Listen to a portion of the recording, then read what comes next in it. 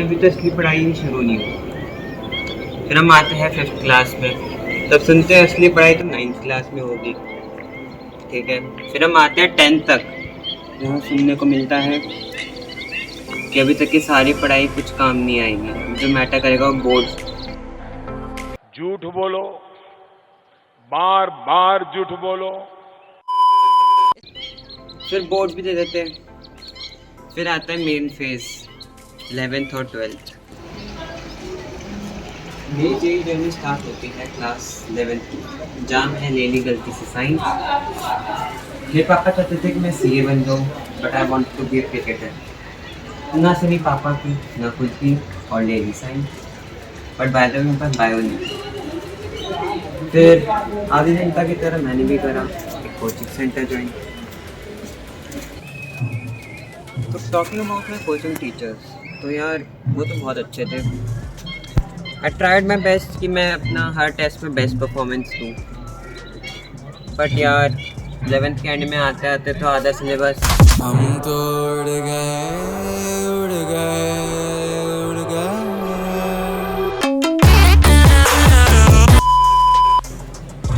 दिमाग से उड़ ही गया। टेस्ट की बात करें तो यार नंबर देख के तो रोना आता था सीरियसली। यहाँ से शुरू हो जाती थी पूरी आदत नंबर 1, मिसिंग योर टेस्ट। मैंने भी करे।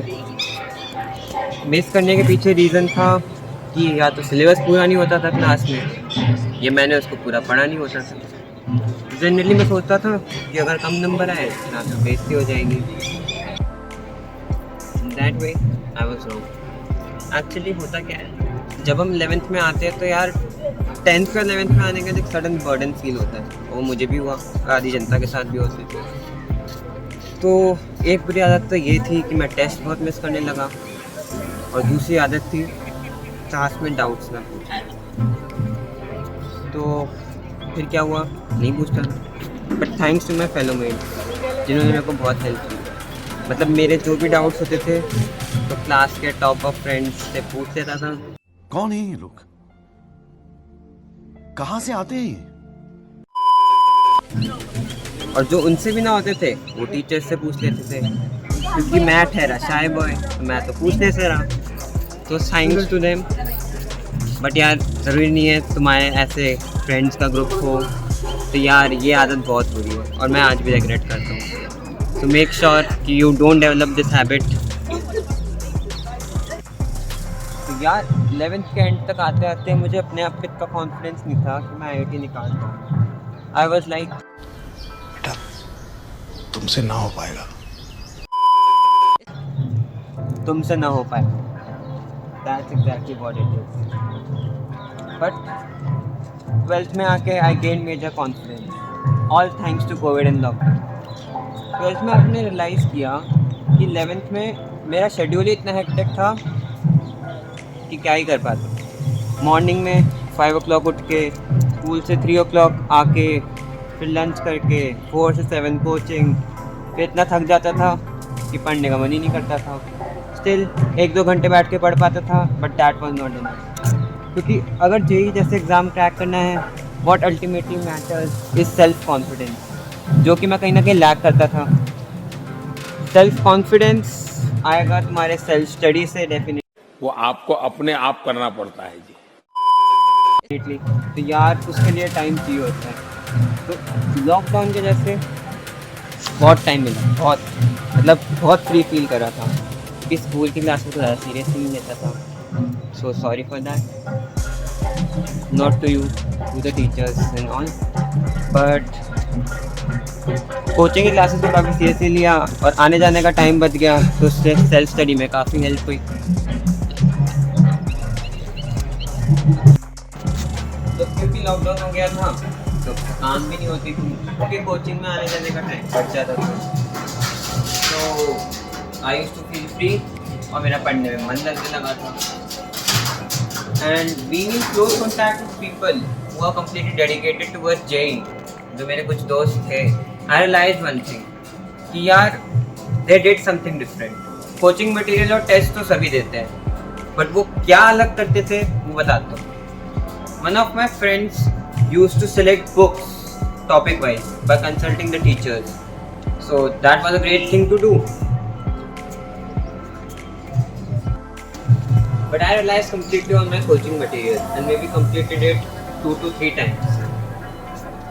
Apart from this, जो मेरे दोस्त अलग करते थे वो ये था उनका टेस्ट एनालिसिस. मतलब वो कोई भी गलती करते थे पेपर में तो यार वो ढंग से देखते कि यार वो क्यों नहीं कर पाए पेपर में, व्हाट टॉपिक दे लैग्ड और उनको कैसे अप्रोच करना चाहिए था एक प्रॉब्लम को, and they kept note of it. And talking about me, हाँ मैं भी करने लगा था 12th क्लास में कि मैं जो भी क्वेश्चन गलत करता था I used to keep screenshots of that question. So that was a great thing to do. यार अब चलते हैं वक्त में थोड़ा आगे, जहाँ जे के 1 मंथ पहले मुझे पड़ी थी अपने टीचर से डांट. क्यों? क्योंकि मैं टेस्ट थोड़े कम देता था. तो सर ने मेरे से पूछा कि भाई क्यों नहीं दे रहे टेस्ट. उसके बाद भाई मैंने बताया यार सर सिलेबस ही कंप्लीट नहीं हुआ. उसके बाद जो डांट पड़ी ना, खत्म, bye bye, tata, goodbye, गया. तो सर ने फिर मुझे समझाया कि बेटा तुम्हारा सिलेबस तो कभी ख़त्म ही नहीं होने वाला, क्योंकि हमारा सिलेबस है ही इतना वास्ट, कहीं ना कुछ घुमा के तो दे ही सकते हैं. तो अल्टीमेटली टेस्ट देने का मतलब ये नहीं है कि तुम्हारा सिलेबस कितना हुआ कितना नहीं. टेस्ट देने का मोटिव ये है कि तुम टेस्ट टेम्परामेंट डेवलप करो. तो टेस्ट में ये जानना होता है कि यार टेस्ट में अटेम्प्ट कैसे करना है, कौन से क्वेश्चन छोड़ने हैं, कौन सा अटेम्प्ट करने लायक है, और पर्टिकुलर क्वेश्चन पर कितना टाइम देना है, वो सब यार डेवलप करने में टाइम लगता है. और इसके लिए तुम्हें टेस्ट का भाई बिल्कुल ही मिस नहीं करना चाहिए. और फिर थैंक्स टू दिस एडवाइस, जिसकी वजह से मैंने अपने टेस्ट की इंटेंसिटी बढ़ाई and secured a decent percentile in my first attempt. पहला अटेम्प्ट तो अच्छा गया बट बैड लक, उसके बाद बाकी अटेम्प्ट में wasn't able to improve my percentile. That's sad. दिल से बुरा लगता है भाई, दिल से बुरा लगता है यार. तो अक्सर क्या होता है टेस्ट के पहले जो जस्ट पहले का टाइम होता है और जब तुम्हारा सिलेबस कंप्लीट हो जाता है so you feel really frustrated. But यार तब you need to stay calm and keep study. You have no other choice. पढ़ना छोड़ना एंड टाइम में यार बड़ा रिस्की है. मेरे को इस बार रिस्क लेने का ही नहीं है, बिल्कुल रिस्क नहीं लेने का है, पता है. लोग थोड़े से आलसी हो जाते हैं and time and that shouldn't happen. तो यार अब वक्त में चलते हैं थोड़ा और आगे, जहाँ आता है डी डे. एडवांस के जस्ट पहले यार वेरी नर्वस है, क्या बताऊँ कैसे बयां करूँ. एडवांस के ऊपर कैसा आता है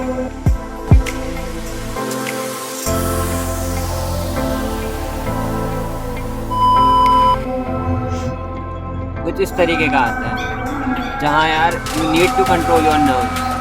क्योंकि पेपर भले ही आसान क्यों ना हो, वहाँ पे तुम्हें कॉन्सेप्चुअल क्लैरिटी होना बहुत ज़रूरी है और मेंटली स्ट्रॉन्ग होना भी. क्योंकि ये गेम यार सिर्फ याद करके पेपर देने का नहीं है. यहाँ you need to be patient and you need to have self confidence. यार I lack self confidence in the amount that costed me in my exam. मेरे खुद पे इतना कॉन्फिडेंस नहीं था, उस वजह से मेरा पेपर भी थोड़ा ख़राब हो गया. But still I got a decent rank. So